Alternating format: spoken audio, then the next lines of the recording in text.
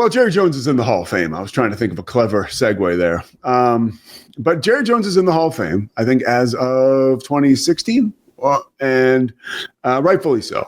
But as we know, it has been 30 years since the Dallas Cowboys even went to a conference championship game. Mom, what are you doing? Just do whatever you need to do. All right? We're rocking and rolling over here, Mom. There's nothing you can do to throw me off. She's making her coffee. 30 years since they've been to an NFC title game. Now, there's a story I love to talk about that's just a quick reminder. I was doing a basketball game for ESPN out in Tempe, an Arizona State game. And I did a bunch of games out there. And I was always like, Pat Tillman was a heroic figure to me. We're right around the same age. And everything that he did, so patriotic and so brave. And I always loved Pat Tillman, especially because of the way he played football. So I wanted to see the Pat Tillman statue in Sun Devil Stadium. So I go to Sun Devil Stadium and I go down there and I get on the field. And you're looking around now. The stadium has witnessed some improvements, but it's still a college stadium. And I get over there by the Pat Tillman statue and I take a picture. And I'm very reverent. It's like I'm kind of getting like chills. And Mom, does that have to make that much noise? What is that? Jeez. I mean, what is? Anyways, okay. So I'm in the stadium, right? And it occurs to me. I know, yeah. Bear the truth. We'll get there. It occurs to me that this stadium, Sun Devil Stadium, a college stadium, is the last place the Cowboys won a Super Bowl. Like.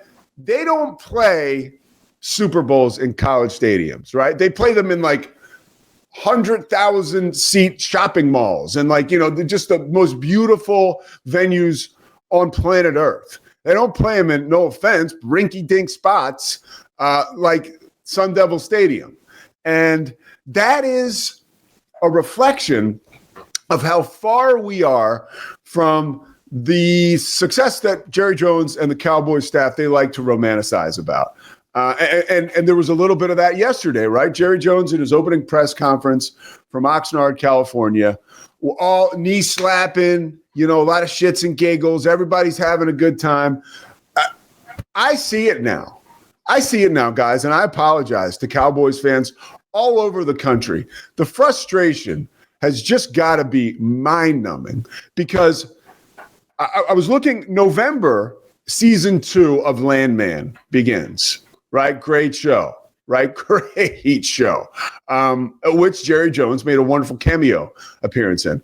But I swear to God, it's like fiction in Oxnard yesterday. Like it might as well be Landman season 30 without a trip to the NFC Championship. And I again, there is a frustration watching this press conference yesterday that winning is not as important to the owner of the Dallas Cowboys franchise as it is to the fans of the Dallas Cowboys. And why? What's the number one example of that? Well, the fact that the 82-year-old general manager and owner of the Cowboys is the general manager and owner of the Cowboys. How many years? 36 years Jerry Jones has been the general manager of the Dallas Cowboys. Now, I did a little extra work here this morning because I'm fascinated about the fact that he's still the GM. And I really wanted to take a look and say, you know what? How big of an issue is this, right? Like, let's look around the league. Let's get some context. So there are 7 general managers right now in the NFL that have been in their role for 10 years or more. Okay? Here are the top 2.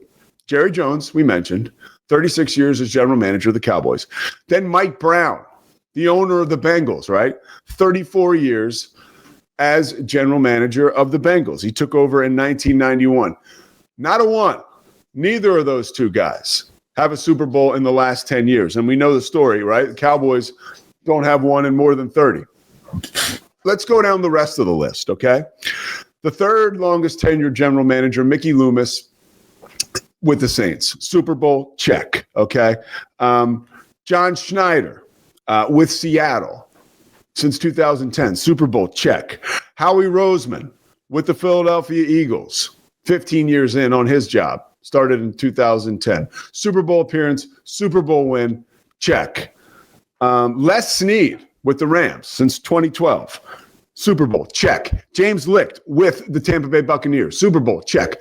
All of those general managers have achieved the summit in professional football over the past 10 years, let alone the last 30. Okay. And you see, Jerry Jones was asked yesterday, and I want to get into some of the notes and the highlights of this opening press conference. And then Scotty's got some points he wants to make. Oh boy, he wants to make them. He's like that tag team wrestler standing outside the ring, waiting to get tagged in, and you're just stomping back and forth. They're so mad. So we'll get to him in a second, but there's so much that was talked about yesterday, so much drama, so much non-football stuff when you're getting ready for the football season. Now, number one, of course, we talked to Cowboys insider Matt Mosley yesterday. You knew that Micah Parsons would be an issue and something that would come up, right? And Jerry couldn't get out of his own way.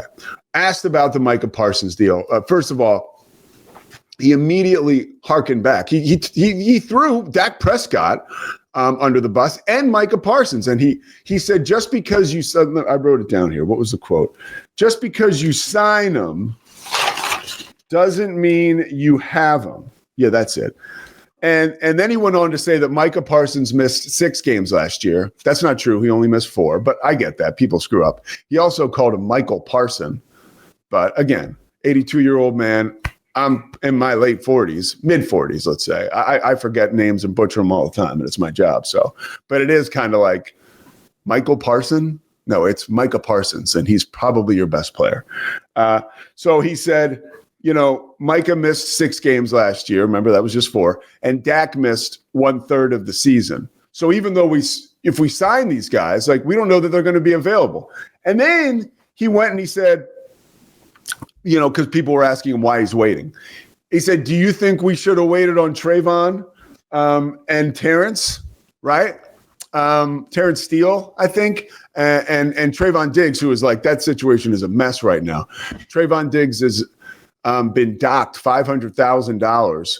That's a de-escalator on his contract because he didn't spend the required amount of time rehabbing at the Cowboys facility. And it seems like more and more, he signed a 9-figure extension in 2023. At the end of this year, I guess, next offseason, it's very possible the Cowboys will just get rid of him and save actually $15 million by doing that. But and Jerry, here's when we hop in the time machine now. Jerry talked about Trayvon Diggs not being around the facility, and he said, hey, Dion didn't like to get in the weight room, but I told him, I said, hey, it's important that you're around. And Dion understood. That was kind of like a what? And I got to say this too. I've gone on record, not that me going on record is gonna, shatter the earth, but I love Jerry Jones. I love what he's done for football. I find him to be a total character. He's a shrewd businessman. He's an amazing dude who's obviously accomplished so much in his life and through hard work and shrewd business deals. He's made bad decisions. We all have, but I really respect the guy. We're talking football now. This is football. Jerry Jones is very smart, but we're talking football stupidity. And right now I got him at a 10 on a 1 to 10 scale because he just doesn't seem to get it. He seems very unaware, right? Then that moment when he compared, I think it's Terrence Steele and Trayvon Diggs, right? And there was even another one, Jalen Smith, right? That's another bad contract, that was thrown in there. And so he's saying, I don't feel comfortable about, signing Micah, or I'm thinking about it because these types of things can happen. It's dude, that's the dumbest shit you could say, because it would almost be like if George Young, the general manager of the Giants, and Bill Parcells were huddling up to do a renegotiation with Lawrence Taylor in the late 80s. And they said, well, hey, we re-signed Lionel Emmanuel and he only had 40 catches last year. I don't know. It's those aren't fair comparisons, dude. You're talking about the best pass rusher, probably outside of Watt right now that's active in the National Football League, right? Dak Prescott, look, we could debate this, but like you had to give him the money. So don't compare those guys to a couple dudes whose contracts haven't worked out. That's not common sense. That people can't relate to that. Like you're not doing yourself any favors, right?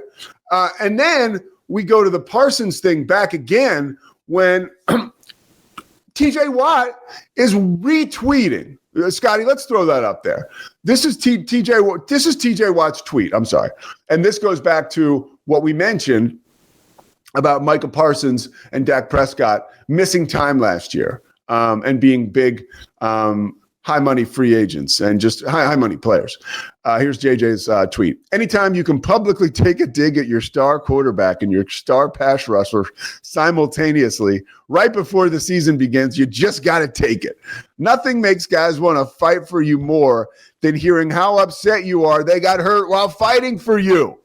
Like, that's the truth. And then Micah, of course, because he's slick and I love him, retweeted that with nothing. You know, there you go. Michael Parsons reposted, you know. So it was another, like, I pull for the Cowboys. I pull for Jerry Jones because I live in the DFW area, right? And it's also, the NFL is better when the Cowboys are good. And you're talking to an Eagles fan. Scotty and I are going to jump into the logistics of the NFC East in our next segment. But I'm not done with Jerry Jones yet. Another thing that he mentioned and spoke about was that he doesn't talk to agents, right? Like Jerry does not do agents. And he didn't speak with Dak's agent at all last year when that huge deal was in the works. You think maybe if he did, it could have expedited the situation a little bit. Maybe if he was a little more committed and he didn't turn it over to Steven and this guy, Adam Paleska. I'm sorry if I got his name wrong. He's like their capologist who apparently was like in the restaurant industry before this. He's like one of Jerry's guys, you know, like a West Texas dude, you know, whatever, a guy that Jerry trusts. Like, that's life, that's business. But like, if I own a business and I put Scotty in charge of something and my business doesn't do well, an entire nation of fans don't give a shit, right? This is different. And this is where I get frustrated with owners that don't I don't want to say Jerry doesn't take winning seriously, because he obviously does, but he's not willing to make the sacrifices personally to put his team in the best position to win.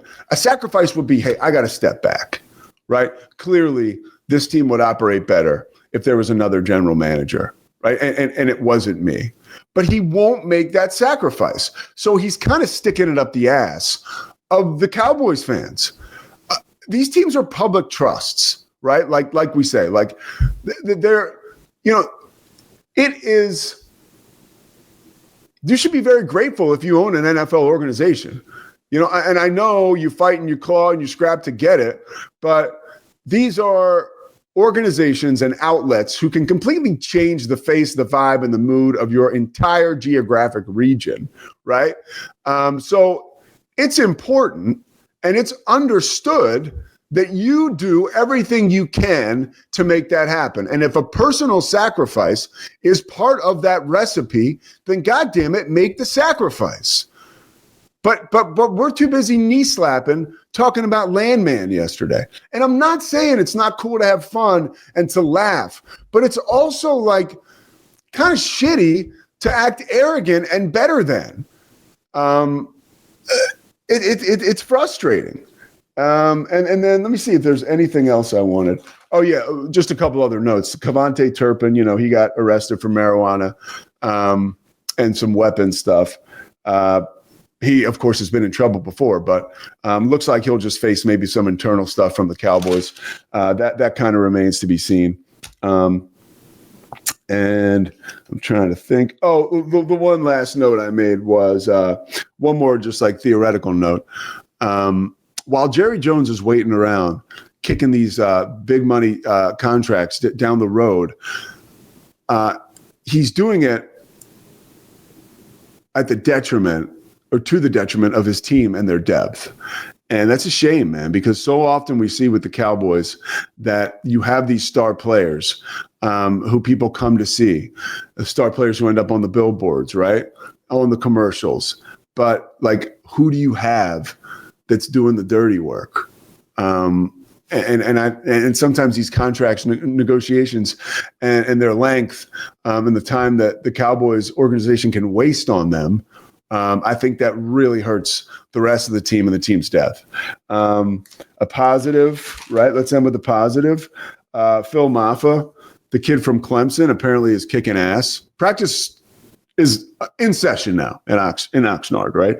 But like Mosley and I talked about yesterday, Jaden Blue, he responded yesterday and just gave like laughing my ass off why people would waste time writing a BS article, which is like good for him. He said something, whatever. Again, like all that stuff, we'll find out on the field. But my overwhelming theme and what I came away with after watching that conference yesterday was that if I was a Cowboys fan, I just wouldn't feel important. Like I wouldn't feel like the owner of the team cared about how winning affected me. And at some point, it almost gets like, it's almost like bullyish, like, I don't care. This is my team. I'll do what I want. Like you're kind of saying to the fans, like, screw you. I'm rich. And I'm not saying that that's the kind of guy that Jerry Jones is, but that's the vibe you can get watching some of these press conferences. That thing yesterday left a bad taste in my mouth.